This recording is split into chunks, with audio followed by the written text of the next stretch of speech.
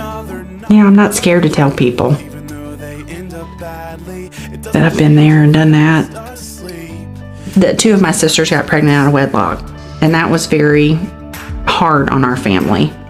Just seeing my parents' reaction to that scared me. I knew that I didn't want to disappoint them that way again. But my dad was an alcoholic, and he was very hard on my sister. She was only 18 at the time, and that's a hard age anyway. And I think she saw it as her way out. It was the only way to get out of my dad's house and the abuse that she was getting. But sadly, I did go down the path of premarital sex, not because of my sisters, but something happened to me that summer that was very devastating, and it was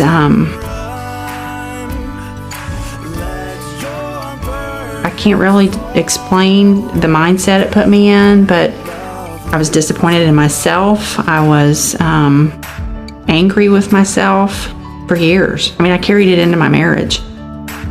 That was in August, I guess, that I initially met him, and by November there was a definite attraction there.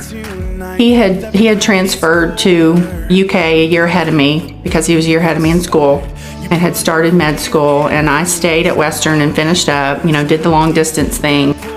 And so that year was kind of rough. I could tell just a change in his attitude towards me and the way he treated me. He did propose, and of course I accepted. We went through a rough period, and we were engaged, and he was going through some things. He didn't know what he wanted, and I was tired of being treated badly, and I just said, what, I'm breaking this off. The beauty of natural planning method. Good day, everyone. Today, we, the Bachelor of Science in Nursing Level 2 students, we're going to discuss to you about natural family planning method. But before that, as we discuss, let me give a short background of what is family planning. Family planning is the ability of the individual and the couples to anticipate and attain their desired number of children and the spacing and the timing of their birth. It is achieved through use of contraceptive methods and the treatment of involuntary fertility. Nurses plays an important role in the full implementation of this government program under the Department of Health, the family planning. Under the umbrella of the family planning is the natural family planning method and the artificial family planning method. Today, we are tasked to discuss only the natural family planning. Natural family planning method is the method of contraception where a woman monitors and records differently fertility signals during her menstrual cycle to work out when she likely to get pregnant. And as part of our objective this day, number one objective is to know the different natural family planning method. One by one later, we will discuss to you to know the advantages and the disadvantages of the family planning methods. So, as we continue, let me first discuss to you what is fertility awareness-based method. There are 4 types of fertility awareness-based methods. One of these is the cervical mucus or the Billings ovulation method. Another one is the basal body temperature method. And the other one is the symptothermal method. And the last one is the standard days method. So what are the fertility-based awareness method? FAB, or the fertility awareness-based contraceptive methods, are based on the recognition of the beginning and at the end of the fertility period of a woman's menstrual cycle, sometimes called periodic abstinence or natural family planning method. These methods require abstaining from sexual intercourse during the fertile phase to avoid contraception. The success of these methods depends on the woman's ability to identify the fertile phase of its menstrual cycle, the competence of the teacher provider, and the couple's motivation and discipline to practice abstinence when required. FAV methods provide an alternative for women who want to use natural methods for medical, religious, or personal reasons. So alam po natin that in this method, FAV or the Fertility Awareness Method, each one of us may have the freedom on what type of method are we going to use. Malalaman din po natin sa paraang ito ng pagkakaroon natin ng natural family planning method ang mga bagay kung ano po ang ating dapat gawin upang tayo'y makaiwas sa pagkakaroon ng pagbubuntis o ang mga panahon kung saan dapat tayo'y umiwas na magkaroon ng pakikipagtalik sa ating mga partner. At saka, 5 methods include the following. We have the calendar-based method.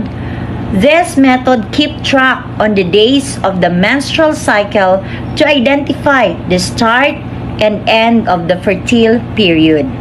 The 2 calendar-based method are the calendar rhythm method and the standard days method or the SDM. The SDM is the only DOH recommended method. So, dito po sa ating calendar-based method, isa po ito sa mga method na gina-recommend po ng ating Department of Health. Another one is the symptom-based method. The symptoms-based method depends on observing signs of fertility. And this include our cervical mucus or Billings ovulation method or the 2-day method basal body temperature method and the symptothermal method. So, this will be discussed later one by one by our group mates. How do FAB method works? Paano po natin or paano po naga-work ang ating FAB or the Fertility Awareness-Based Method? The use of one or more indicators to identify the start and the end of the fertile period during a menstrual cycle. So, maaari po natin gamitin ang isa o dalawang method upang tayo po ay makapag-practice.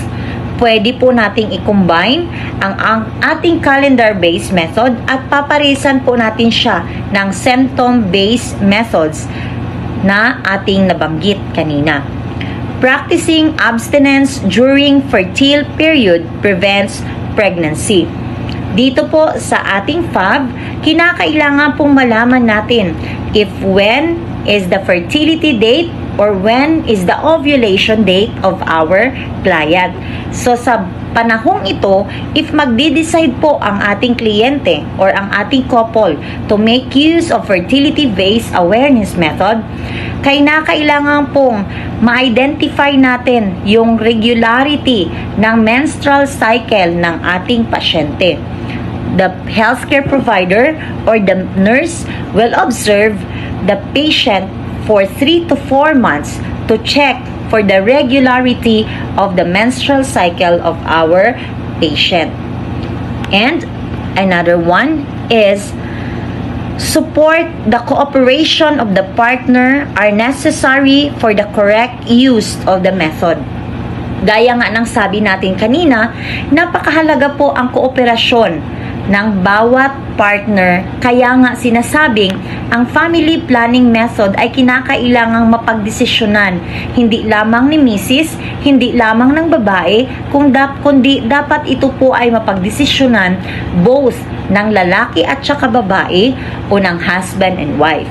Dahil kinakailangan po sa fertility awareness-based method na magkaroon ng cooperation ang mag-asawa. The moment na sila po or ang babae ay fertile, maunawaan nawa ng ating mga husband o ng kanyang husband na hindi sila pwedeng magkaroon ng pagtatalik. Kung hindi, pag hindi natin nila ito sinunod, maaari pong mabuntis si Mrs. sa mga pagkakataong ito. Kinakailangan na ito po ay mapagdesisyonan nang sa gayon hindi ito pagmula ng pag-aaway ng mag-asawa kung kailan nila gustong magkaroon ng pagtatalik. Another point that we have to give emphasis is the advantages and the disadvantages of this method. Number one, advantages or yung positive side ng paggagamit ng natural family planning method is that it can be either to avoid pregnancy. So if we want to get pregnant, we can make use of the natural family planning method by having our sexual intercourse during our fertility days. And on the other side, if we do not want to get pregnant, we should have abstinence or avoid sexual intercourse during our fertility days or during our ovulation days. Another one is that no physical side effects. Since wala po tayong ginatake, iniinom, or inilagay sa ating katawan, it entails no physical effects sa ating mga katawan because it's all natural. Low or cost or no cost. Mababa po or wala po tayong gastusin pag natural family planning method ang ating ginagamit since wala po tayong binibili. All we have to do is to check and monitor our fertility days. It is also immediately reversible, meaning if you want to stop this method, automatically we can stop this method and get pregnant. Acceptable for some religious groups that reject or discourage the use of other methods. There are religious groups who opt not to use family planning, and thereby it is very advisable to make use of natural family planning method since healthcare providers should respect the religious, the values, the cultures, and the norms of our client. No hormonal side effects. Wala po tayong hormonal side effects because we are not taking any hormone to prevent pregnancy. It involves men and encourages responsibility on the family planning. As I have said earlier, that how natural family planning method or fertility-based awareness method works out is that we need the cooperation not only of the women but of course her partner or her husband, and it educate couple about women's fertility cycle. So as I had said earlier, that family planning either be artificial, natural, or permanent method, it should be discussed and be decided by both couple. And on the disadvantages, what are the disadvantages? Let me discuss this one by one. It may inhibit sexual spontaneity. It may inhibit because there are instances of our fertile days wherein we are not allowed to have sexual intercourse.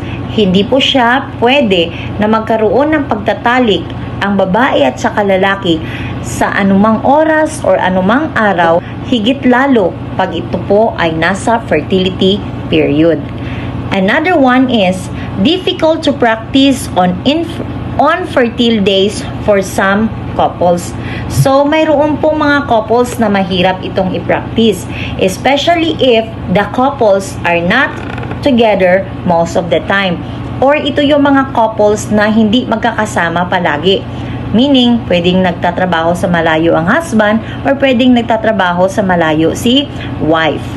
Another one will not work without continuing cooperation and commitment of the couple. Sabi ko nga kanina na it should entail or gina-require ng natural family planning method yung dedication at cooperation, at dapat ito ay tuloy-tuloy pong gamitin upang maiwasan po ang pagbubuntis. So commitment talaga ng couple. They should agree with this kind of family planning method. Another one is, it requires consistent and accurate record keeping on body changes. Since we are very much particular with the fertility days, so it is a must for a mother or a woman to record all the data gathered every time po na ginagamit nila ang method na ito. For example, if you are monitoring your cervical discharge, so you should do this religiously. Every day of your life, as you wake up in the morning, you have to check it, and so with the recording. So you should not skip on the recording every day. You need to have the commitment to do the recording daily. Another one is that can become unreliable or difficult to use when menstrual cycle length is short, long, or irregular. When fertility signs and symptoms are affected by illness, or when users are apprehensive or find difficulties in the following instructions. So it is very difficult also if our patients are on irregular cycles.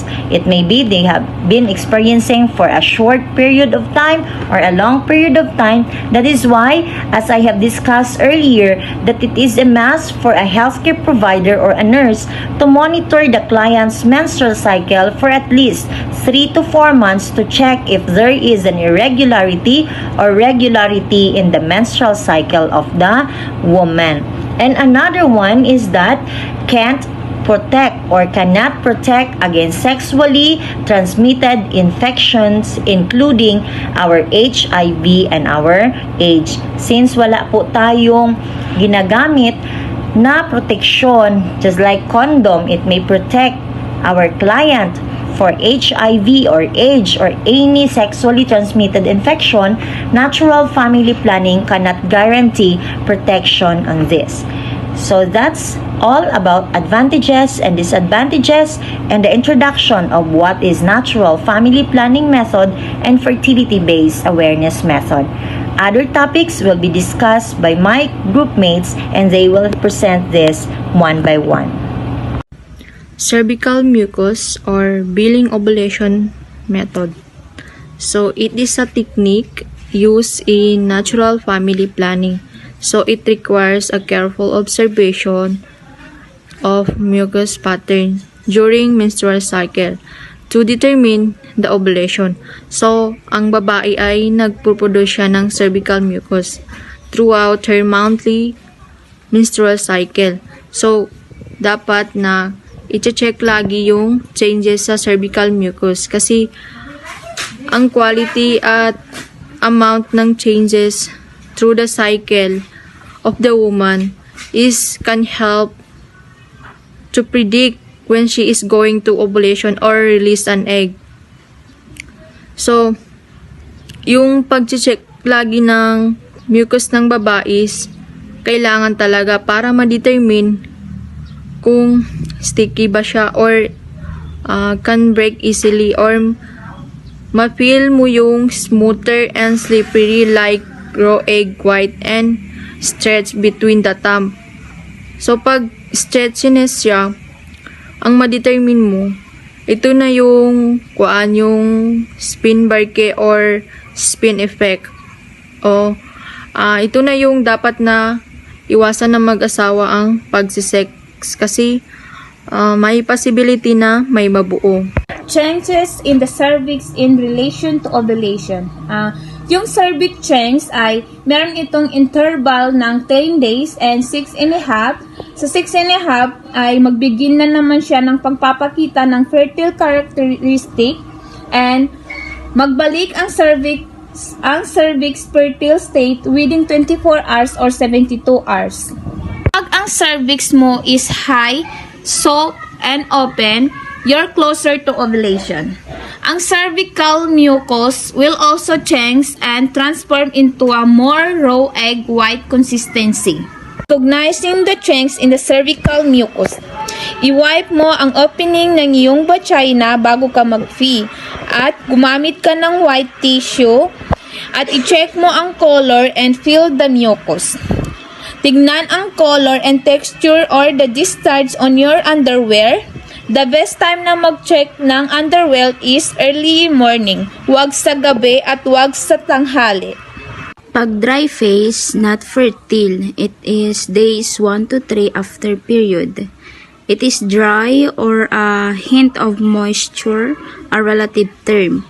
Pag sticky face, not fertile din, days 4 to 6. White, a cloudy in color, form small stitchy globs. Pag creamy face, clean face, it is days 10 to 14. Slippery, highly fertile mucus. It is thin, stretchy like egg white. Advantage. There are many advantages on using this type of birth control method. Cervical mucus monitoring is free and safe and does not require a visit to the doctor's office. There are no side effects. You are not taking any medicine or doing anything that your body would not normally do. Meaning, it doesn't have any effort to visit to the office of the doctors because you can do it in your own. So, ang woman ay hindi na kailangan mag-take ng medicines at hindi na kailangan ng katawan niya na gumawa ng mga bagay na hindi nakasanayan. So, ito ay magaan lang na method dahil wala masyadong babaguhin sa kinaugalian mo. The disadvantage. A disadvantage to the cervical mucus method is the patients required to really know your cycle. It may take more than a few months of consistent record keeping. You will have to use backup forms of birth control, such as a condom, to protect yourself from conceiving a child. If you already know or find out that you have irregular menstrual cycles, this natural method of birth control may not be right for you. Meaning, dapat alam ng mother ang kanyang menstrual cycle. So, mas mainam na gumamit pa rin ng ibang birth control gaya ng mga condoms para maiwasan ang sunod-sunod na pagbubuntis. Pag nalaman mong irregular ka, itong paraan ng pag-control or itong method na ito ay hindi tama para daw sa iyo. So, ang mag-asawa ay dapat na ituon ang buong atensyon sa paraan or method na ito upang maiwasan ang higher rate ng failure. Basal body temperature. A person's lowest body temperature at rest on a given day, monitored by some women over the course of their menstrual cycle to help predict the time of ovulation. So, after an egg is released, a woman's resting body temperature rises somewhat. So, after ma-release ang egg, tumataas ang temperature ng isang babae. In most cases, this temperature is utilized in conjunction with other fertility markers. Sa karamihan, ginagamit ang basal body temperature na ito at iba pang mga fertility markers. For a minimum of 3 to 5 minutes, take your temperature orally, vaginally, or rectally and record it. So, sa loob ng 3 to 5 minutes, kunin mo ang temperature ng isang babae in orally, vaginally, or rectal method. Tapos, i-record ito. After 3 consecutive high temperature readings, the fertile period terminates. After na magkakasunod-sunod na temperature readings, ang fertile period ay titigil na. And after the lady has experienced 2 dry days in a succession, the pair can have unprotected intercourse again. After nang ma-experience ng babae ng 2 dry days na magkasunod, ang couple ay pwede nang mag-sexual intercourse na walang protection. Next is, how does the basal body temperature method work? To use the basal body temperature method, first, Make sure you have a thermometer that measures temperature to at least 1/10 of a degree. This could be a regular digital thermometer or a special body temperature thermometer. So, pag kukuha daw tayo ng temperature, dapat may thermometer tayo which is the regular digital thermometer or a special basal body temperature thermometer. Next, take your basal temperature at the same time every day. The best time to take this temperature is immediately after waking up. So, the best time para kunin ang temperature is after waking up. At pagkukuha daw ng temperature is the same time every day. Measure the temperature from the same place every day. The basal body temperature can be taken in mouth, vagina, or rectum. Pagkukuha daw ng temperature, dapat in the same place every day. For example, this day is kukunin mo ang temperature sa mouth and the next day kailangan sa mouth mo pa rin siya kukunin.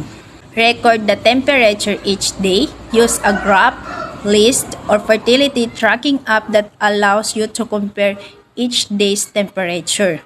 I-record mo yung temperature niya araw-araw para ma-compare mo yung temperature in the next day. Identify a temperature increase. Basal body temperature typically rises less than 1.5 of a degree Fahrenheit after ovulation. It may take a few cycles to determine when this rise occurs each month. So, kailangan i-identify mo yung temperature or increases niya. So, typically, ang body basal temperature is rises less than 1.5 of a degree Fahrenheit after ovulation. And the last one is, consider the fertile period. You must likely to get pregnant during this painting 2 days before and 3 days after ovulation. If you are hoping to become pregnant, have a sex during this time. Kung gusto mo daw maging pregnant, dapat daw mag-sex ka 2 days before ovulation and 3 days after your ovulation.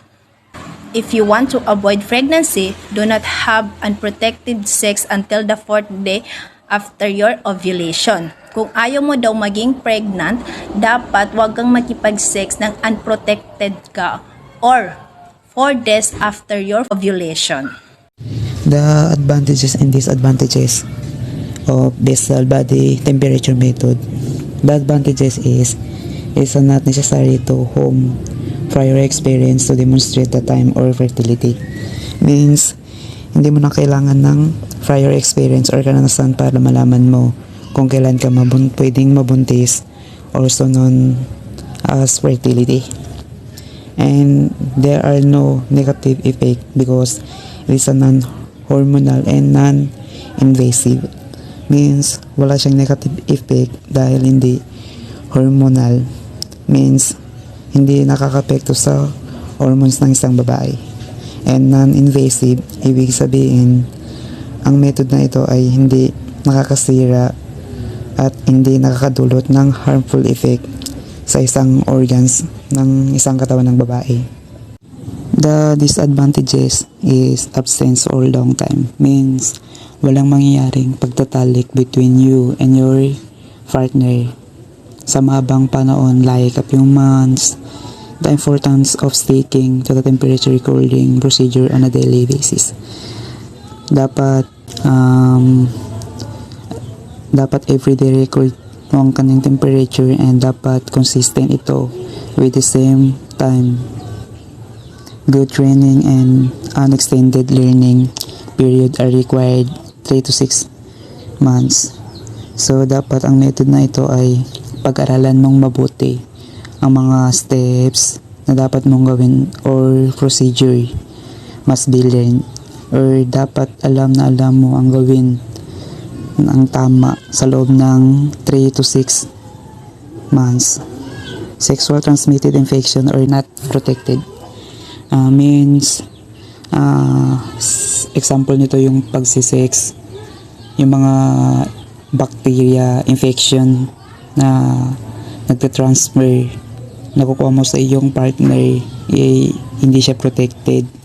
Halimbawa ng mga bacteria na ito ay the HIV. So hindi siya protected. And the indication is cervicitis in a woman without vaginitis. Means itong method na ito ay indicated sa mga babaeng may cervicitis or inflammation of cervix na walang vaginitis, which is the inflammation of the vagina, and woman who has a monthly period.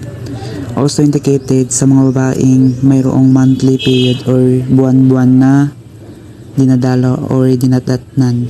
Symptothermal method or SMT. It includes of cervix changes in the cervical secretions along the changes in the basal body temperature. It is a combination of your cervical mucus discharge and the monitoring of your body temperature and the position and feel of the opening of the cervix. Other fertility signs such as mid-cycle pain. Other term for mid-cycle pain is Mittelsmers. Mittelsmers is kung saan nagkakaroon ng ovulation or doon na part tayo nagkakaroon ng mid-cycle pain. Bleeding may accompany ovulation. Nakikita po ito during ovulation due to the rupture of the egg cell. And pag may fertilization and nagkaroon ng implantation, mayroon din tayong tinatawag na implantation bleeding. This method is 98% effective as correctly used. The symptothermal method is a natural and healthy fertility awareness-based method of family planning that uses a woman's observations of her cervical fluid, basal body temperature, and other biological signs. So yun po, minomonitor natin ang body temperature and cervical discharge of the patient. Effectiveness, how effective it is, total abstinence, male castration, or not vasectomy, and removal of both ovaries or not tubal ligation. One of the safest and most effective methods to prevent pregnancy, of course, is symptothermal method, provided that guidelines are rigorously applied. Like other methods of birth control. Take note, dito sa atin pag fertile, total abstinence po talaga. Meaning to say, walang sexual intercourse. So kung mayroong imperfect or regular use, efficacy rate are 75 to 99%. So what are the advantages and disadvantages of symptothermal method? Ang advantages natin po sa symptothermal method is safe and free from side effect kasi all natural naman po. Wala tayong iniinom, wala din tayong tinitake, or wala din tayong nilalagay na anything sa ating katawan. Nasa 97 to 99% effective siya if perfect yung pagkakagamit. Perfect, meaning to say, daily mong nire-record ang iyong body temperature, daily mo ding minomonitor kung nagkaroon ba ng increase ang iyong body temperature, at saka daily mo ding minomonitor ang iyong cervical discharge. And take note, another one is yung typically used. Meaning to say, nasa 75 to 99% if di mo siya masyado pinapractice. Materials required are low cost and easily accessible. Kasi naman po, ang kailangan lang po natin is thermometer, chart, speculum. Optional itong speculum kasi pwede naman po natin gamitin ang ating finger. Punasan lang po natin ng tissue paper. And also, fertility monitor. Optional din po siya. Next, can be immediately stopped when pregnancy is desired and implemented to encourage conception. So, kung gusto mo pong itigil ang method na ito, mas maiging itigil agad. And at the same time, alam mo na kung kailan ka mabubuntis o hindi. Or alam mo na kung kailan ka fertile o hindi. At kung mag-decide ka na magpabuntis, agad-agad kang mabubuntis kasi alam mo na yung fertile period mo. Disadvantages. First, cannot begin immediately. Need to find a coach and spend a few months learning the method. So, hindi mo siya pwede umpisahan agad-agad. So, kailangan mo pang turuan lalo na kung hindi mo alam gamitin ang method nito. Kailangan may assistant healthcare provider which is yung nurse, midwife, or doctor. Sila yung magko-coach sa'yo para i-monitor din ang menstruation cycle mo. Kung regular ba or hindi. And it will last 3 to 6 months kung nalaman if regular ka ba or hindi. Next, coaches are not readily available for all couples. So, hindi naman lahat ng mag-partner is mayroong makukuhang access galing sa mga healthcare provider. So, maganda dito is kung mag-attend ng mga seminar or session ang mag-partner. Next, during cervical as observations, there is possibility of infection if device or fingers are unclean. So, make sure talaga na malinis yung device natin. And bago natin ito gamitin is kailangan malinis din yung kamay natin kasi kung malinis yung device natin at hindi malinis yung kamay natin, there's a possibility talaga na mag-transfer yung bacteria or germs sa kamay natin dun sa device, which is mag-cause ng infection. So, bago talaga gamitin, make sure na naghugas tayo ng kamay para iwas sa infection. Having a partner check cervical as may be easier physically for some women but more difficult emotionally. Lastly, can be frustrating for sexual partners when abstinence is required. So, nakaka-frustrate siya lalo na kung kinakailangan yung umiwas na magkaroon ng sexual interaction ng partner mo.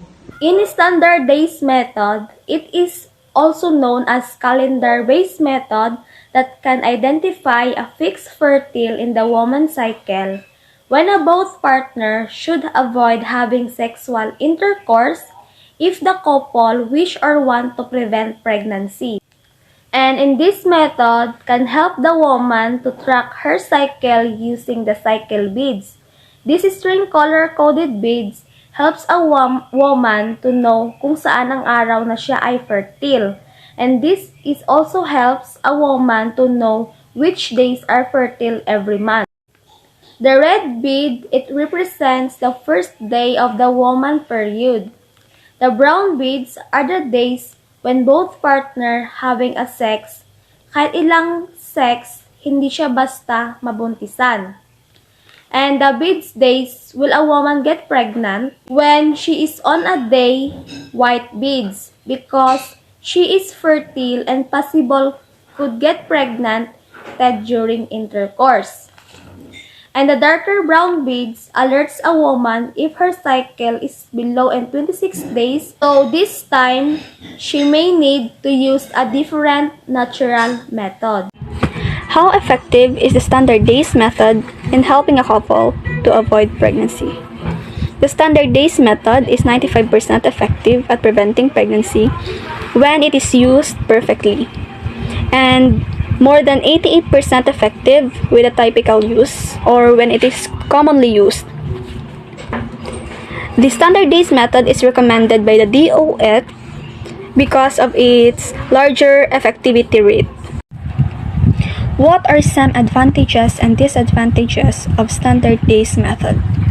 Advantages: does not cause any physical side effects, affordable or cost-friendly, effective and reversible, can be used by women who can't use hormonal contraceptive or patch, allows both women and their partner to be responsible for child spacing.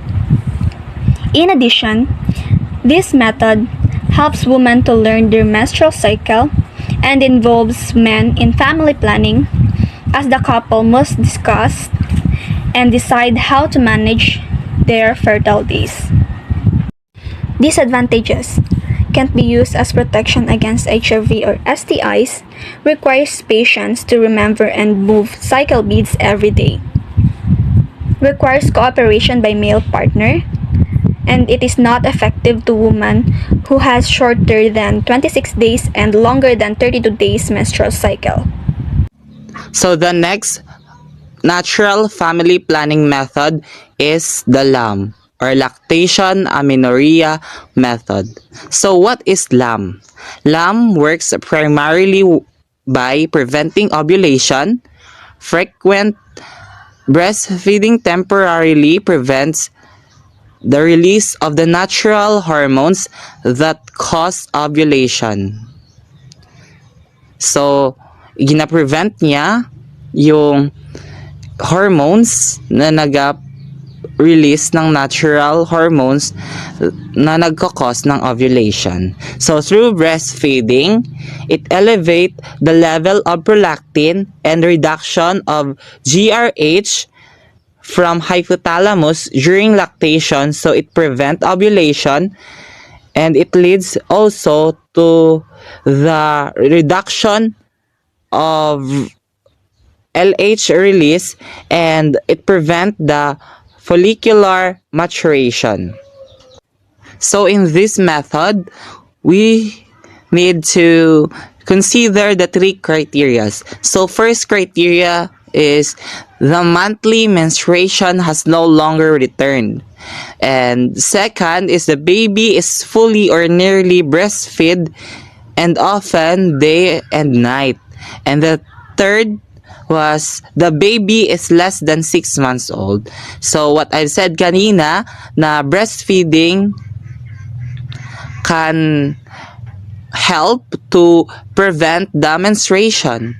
So that we need to have a frequent or madalas nating i-breastfeed yung baby and yung baby dapat is hindi pa nag-reach sa 6 months. This method, dapat yung tatlo, kahit isa doon, walang ma-break. Dapat yung tatlo ay nangyayari or ginagawa.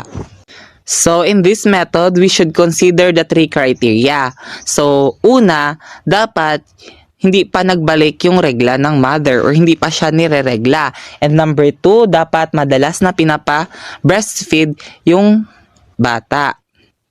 And number three, dapat hindi pa naging 6 months old yung bata. But we need to consider na hindi lahat ng mother is hanggang 6 months old yung anak nila bago sila magkaroon ng menstruation. So next, how effective is the lamb? When typically used, about 2 per 100 women in the first 6 months after childbirth.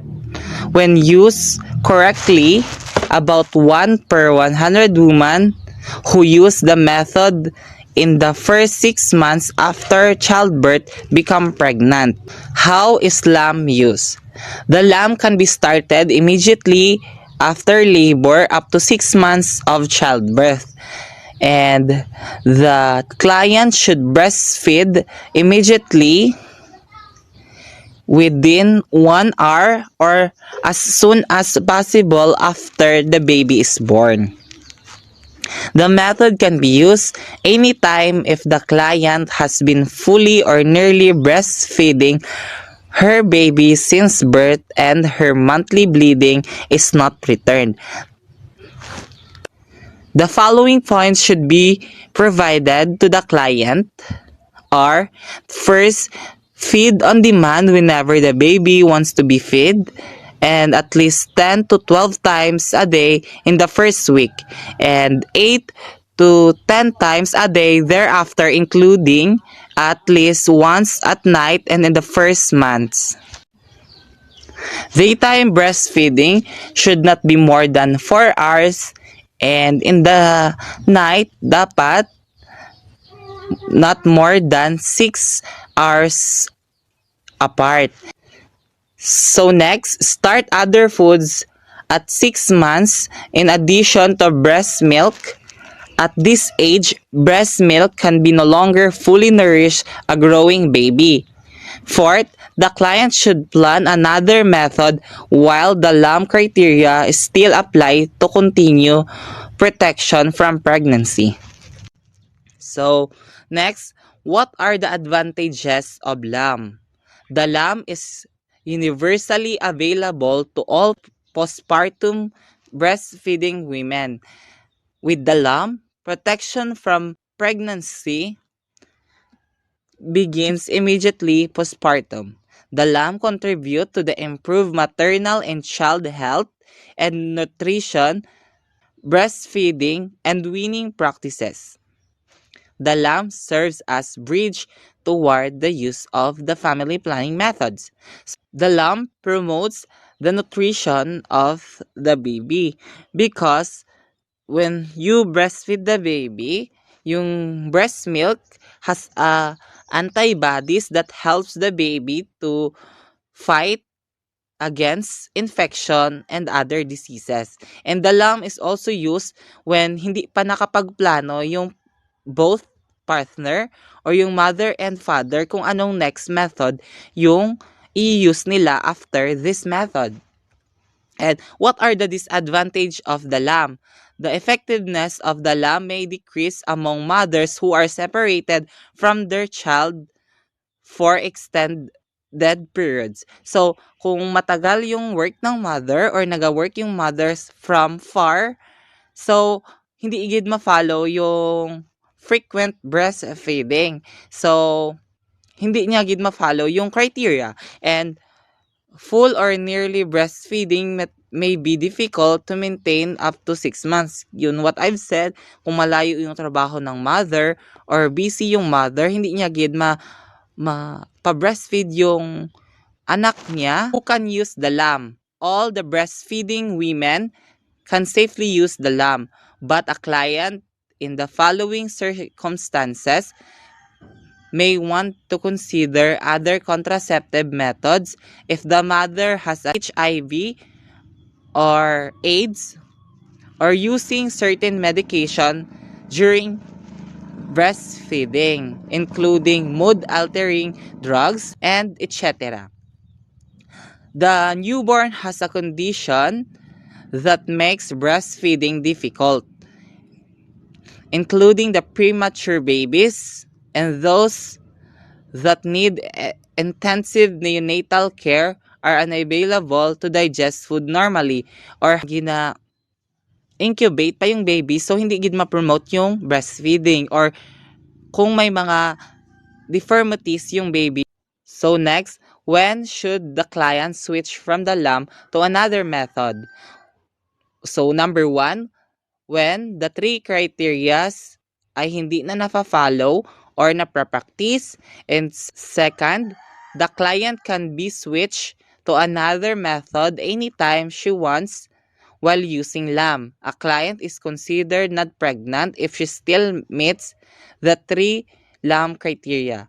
She can begin a new method with no longer a pregnancy test, examination, or evaluations. And third, to prevent pregnancy, the client must be switched to another method as soon as the 3 lamb criteria is no longer applies.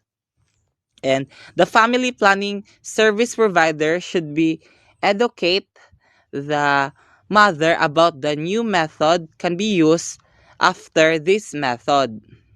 What important information should be provided to clients who choose this method?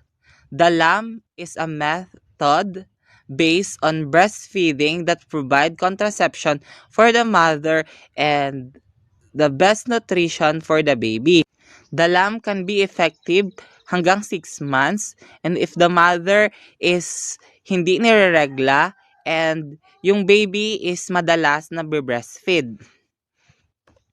And for optimum effectiveness of the lamb, it requires frequent. Sabi ko kanina, dapat madalas na gina-breastfeed yung bata. Mapagabi man or umaga. So, that ends the topic about the lactation amenorrhea method. So, never forget the 3 criteria.